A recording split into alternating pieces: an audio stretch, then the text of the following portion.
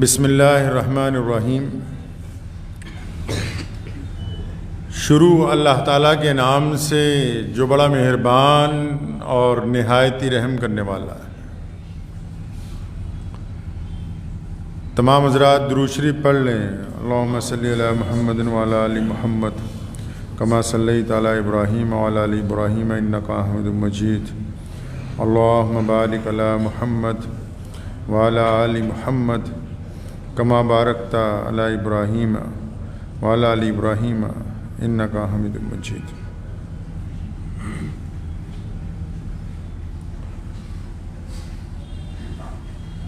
اللہ تبارک و تعالیٰ کے پیارے نبی حضرت محمد رسول اللہ صلی اللہ تعالیٰ علیہ وسلم کی جو ذات گرامی ہے، وہ مسلمانوں کی ایمان کا، مسلمانوں کی عقیدتوں کا مرکز جو ہے وہ پیارے نبی حضرت محمد رسول اللہ صلی اللہ علیہ وسلم ہے۔ اگر ہم اسلام کی تاریخ کو دیکھتے ہیں تو نبی علیہ الصلوۃ والسلام کی جو اعلان ہوتا ہے حضور علیہ الصلوۃ والسلام کے لیے کہ آپ پوری کائنات کے لیے اب ظہور ہو جائیں، بتا دیں لوگوں کو کہ آپ نبی ہیں اللہ تبارک و تعالیٰ کے، تو وہ جو نبوت والی زندگی ہے وہ کئی صدیوں پر محیط نہیں ہے، کئی دہائقوں پر نہیں ہے۔ نبی علیہ الصلوۃ والسلام کی جو عمر مبارک ہے وہ اتنی طویل نہیں ہے کہ پورے عالم میں حضور علیہ الصلوۃ والسلام تمام مقامات پر جاتے۔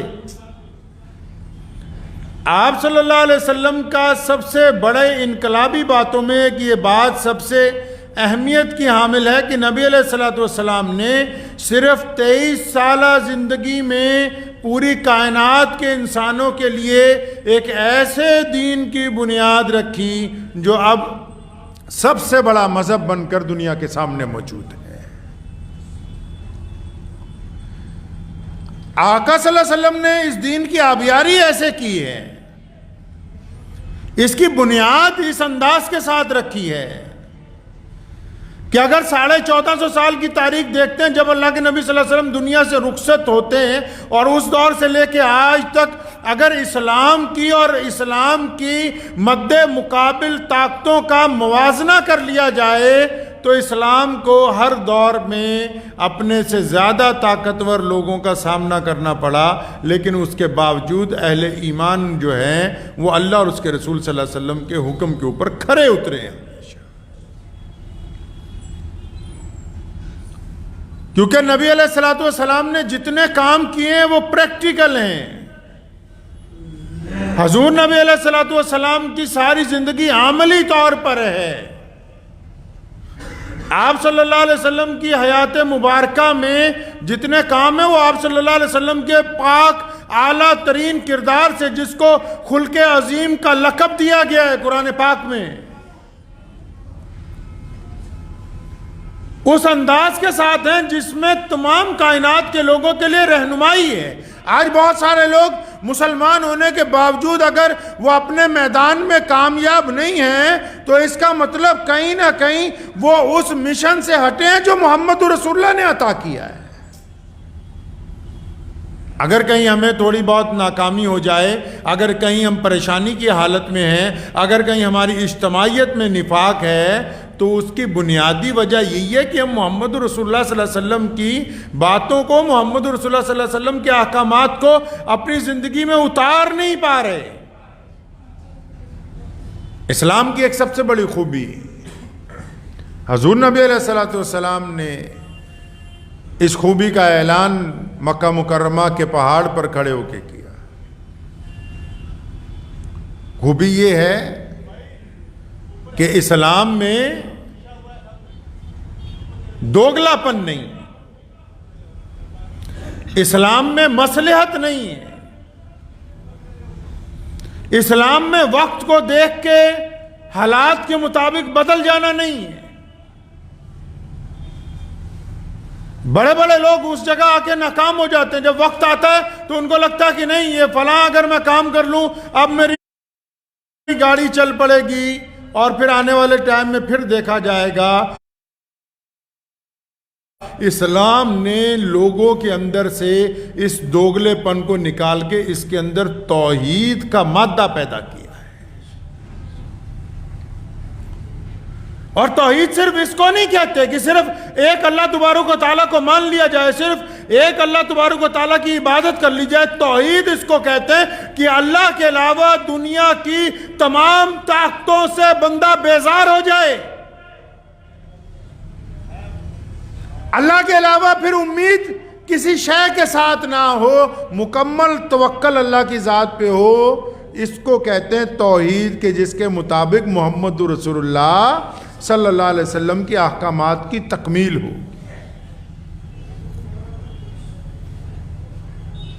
توحید کا ہی پہلو عقیدہ ختم نبوت ہے،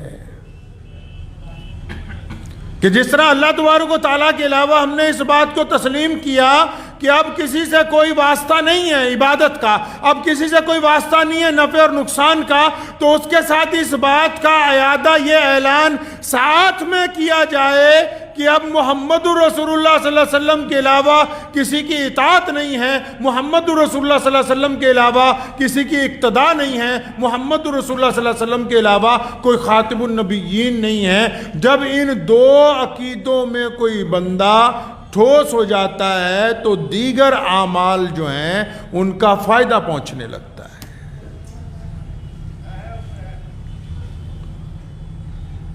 ہمارے ہاں بنیادی عقائد جو ہیں ان میں کیڑے ڈال دیے لوگوں نے، بنیادی عقائد کو مسلکوں کے نام پر توڑنے کی کوشش کی گئی، مصلحت پسندی کا لباس پہنانے کی کوشش کی گئی، وقت کے مطابق تفسیر اور ترجمے کو تبدیل کرنے کی کوشش کی گئی۔ اچھا پھر ہوا کیا؟ جن لوگوں نے یہ چاہا کہ ہم اللہ اور اس کے رسول کے حکم کو اپنے مطابق موڑ لیں، اپنے مطابق ڈھال لیں، تو آئے کتاب اٹھا لیں کوئی بھی۔ جب سے اسلام بنا ہے کتنی جماعتیں بنی، کتنے مسلک بنے، کتنے بڑے بڑے امام آئے، کتنی بڑی بڑی خانقاہیں تیار ہوئی، کتنی بڑے بڑے مرکز بنائے گئے، کتنی بڑی بڑی سلطنتیں قائم ہوئی، لیکن جن لوگوں نے اسلام میں اپنے مزاج کو داخل کرنا چاہا ان کی تاریخ کتابوں میں بند ہو کے رہ گئی۔ اگر کل بھی کوئی چیز قائم تھی اور آج بھی کوئی چیز قائم ہے تو وہ محمد رسول اللہ کا دین ہے۔ ہوتے ہوں گے کسی دور میں شافعی، حنبلی، ایسے ہی لکھا جائے گا کہ کبھی دیوبندی ہوتے تھے، بریلوی ہوتے تھے، ایسے ہی لکھا جائے گا کہ کبھی جماعت اسلامی ہوا کرتی تھی جی، تبلیغی جماعت ہوا کرتی تھی۔ اسلام کو جب تک آپ مقدم نہیں رکھیں گے، مقدم محمد الرسول اللہ کا دین ہے، مقدم ہمارا نام نہیں ہے، مقدم ہماری مسجد نہیں ہے، مقدم اللہ کا قرآن ہے۔ یہ بات کیوں نہیں کھوپڑی میں بیٹھ رہی کہ جب تک اللہ اور اس کے رسول کی اطاعت نہیں ہوگی کسی جماعت کا کوئی پرچم کہیں لہرا نہیں سکتا، پہلے اللہ اور اس کے رسول کی ٹھیک ٹھیک اطاعت کرنی ہے۔ بند ہو جائیں گے آپ کتابوں کے اندر، پہلے لوگ بند ہو گئے، پڑھ لیجئے آپ۔ اگر آپ کو نہیں یقین آتا اندلس کی تاریخ اٹھا کر دیکھ لیں، کیسر و کسرا کی تاریخ اٹھا کر دیکھ لیں آپ، بیروت کی تاریخ اٹھا کر دیکھ لیں، مصر کے ایوانوں کی تاریخ اٹھا کر دیکھیں آپ۔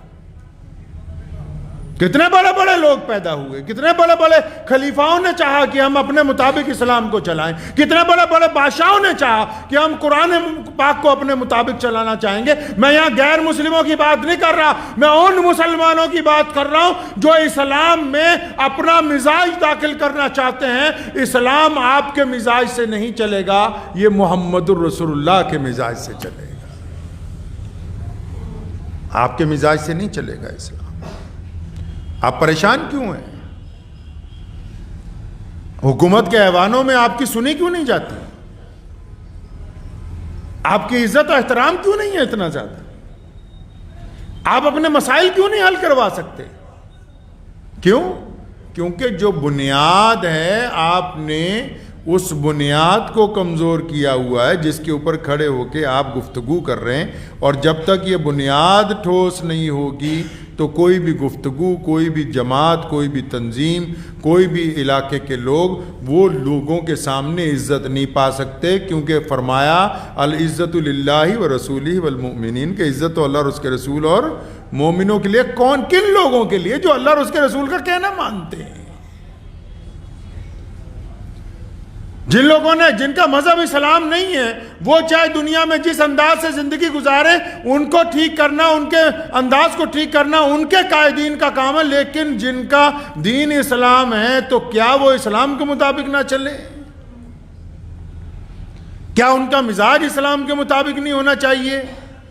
کیا ان کے معاملات اسلام کے مطابق، چاہے وہ میدان سیاست میں کیوں نہ ہو، چاہے وہ کاروبار کے میدان میں کیوں نہ ہو، چاہے وہ تعلیم کے میں، ان پر فرض ہے اللہ اور اس کے رسول کے حکم کو پوچھنا کہ اس معاملے کے اندر محمد رسول اللہ کیا چاہتے ہیں، حضور نبی علیہ السلام کیا چاہتے ہیں۔ اگر ہم اپنے مزاج کے مطابق چلیں گے، اپنے مفادات کے مطابق چلیں گے، اسلام میں مفادات نام کی کوئی چیز نہیں۔ محمد رسول اللہ نے اسلام کو کیوں قائم کیا؟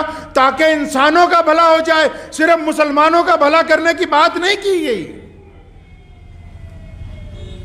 اسلام کن لوگوں کے لیے قائم کیا گیا؟ تاکہ انسانوں کا بھلا ہو جائے، انسانوں کے درمیان میں تفریق ختم ہو جائے، انسانوں میں جو اونچ نیچ ہے اس کا خاتمہ ہو جائے، انسان جو گورے اور کالے کے نام پر ایک دوسرے سے نفرت کرتے ہیں اس کا خاتمہ ہو جائے، جو رئیس آدمی غریب کو کچھ نہیں دیتا اس کے اندر تفریق ختم ہو جائے، جو ایک دوسرے کو دیکھ کے لڑنے کے لیے تیار ہو جاتے ہیں، ان میں محبت قائم ہو جائے۔ اور کس بات کے لیے اسلام کو نازل کیا گیا؟ تاکہ انسانوں کے اندر ایک خوبصورت دین قائم کیا جائے، تاکہ ان کی اپنی زندگی اچھی ہو جائے، ان کے جو لائف کا سٹائل ہے ان کا سٹائل آف جو لیونگ ہے جس کو آپ کہتے ہیں، ان کے معیار کو بلند کرنے کے لیے، ان کے کردار کو بلند کرنے کے لیے محمد رسول اللہ نے اسلام عطا کیا ہے۔ اب ہم اسلام کو بانٹنا چاہتے ہیں دو چیزوں میں۔ ہم کہتے ہیں کہ اسلام مسجد میں ہوگا، کاروبار میں نہیں ہوگا۔ اسلام مدرسے میں رہے گا لیکن ہماری شادی میں نہیں آئے گا۔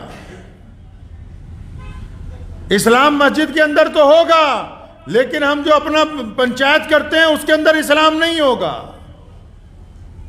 ہم چاہتے ہیں کہ اسلام کو محدود صرف مساجد تک کریں، مدارس تک کریں، لیکن اگر آپ اسلام کو مساجد اور مدارس تک محدود کریں گے تو جس جگہ بیٹھ کر آپ اپنے ذاتی معاملات نپٹانا چاہتے ہیں وہاں بنا اسلام کے آپ کو عزت مل ہی نہیں سکتی۔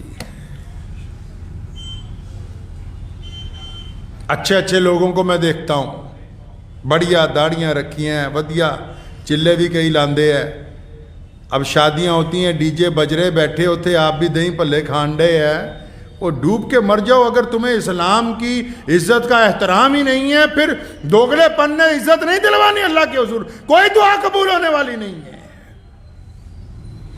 بس اس لیے مصلحت ہے کہ یہ خان صاحب یا انصاری صاحب قریشی صاحب ہم سے ناراض نہ ہو جائے، اسی لیے مصلحت ہے، اسی لیے آپ کی زبان بند ہو جاتی ہے، اسی لیے چلے جاتے ہیں نکاح پڑھانے کے لیے۔ کوئی بات نہیں، تم ناچتے رہو، ہم خطبہ سنا کے تمہیں جا رہے ہیں واپس۔ اسی لیے چپ ہیں کہ جو سود خور ہے سود خوری کرتے رہیں، ہم نے کچھ نہیں کہنا ہے۔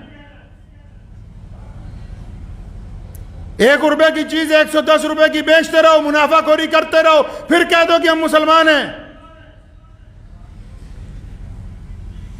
محمد الرسول اللہ صلی اللہ علیہ وسلم کو چھوڑ کر کوئی بھی بندہ نعوذ باللہ جو اہل ایمان ہو، جس نے کلمہ لا الہ الا اللہ محمد رسول اللہ پڑھ لیا، وہ محمد رسول اللہ صلی اللہ علیہ وسلم کے احکامات کو چھوڑ کر عزت پا ہی نہیں سکتا۔ اس کو آپ دل کی تختی پر لکھ کے اپنے گھر لے جائیے، چاہے وہ مولوی ہو، چاہے وہ شیخ الحدیث ہو، چاہے وہ کسی مدرسے کا پردھان ہو، مسجد کا پردھان ہو، چاہے کوئی مسلمان M P M L A ہو، چاہے کوئی بہت بڑا منتری بن گیا ہو، چاہے کوئی کروڑ پتی بیپاری بن گیا ہو، جو کلمہ لا الہ الا اللہ پڑھنے والا اور وہ چاہتا ہے کہ میں محمد رسول اللہ صلی اللہ علیہ وسلم کی نعوذ باللہ فلاں معاملے کے اندر معلوم ہی نہ کروں کہ ان کی رائے کیا ہے، حضور علیہ الصلوۃ والسلام کیا چاہتے ہیں، تو پھر بس تیرے لیے چھترول ہی ہے اور کچھ نہیں بچا ہوا یہاں پر۔ اسلام کو مساجد تک محدود کرنے والے لوگ خود محدود ہو جائیں گے، اور ہو رہے ہیں، لگاتار ہو رہے ہیں، اس کے باوجود نہیں سنبھلتے۔ کوئی کہتا ہے کہ جی ہماری پسماندگی تعلیم کی وجہ سے، کوئی کہتا ہے کاروبار کی وجہ سے پسماندہ ہے کہ ہمارے پاس کاروبار اچھا نہیں ہے، کوئی کہتا ہے جی ہمارے پاس اچھا علم نہیں، ٹیکنالوجی نہیں ہے۔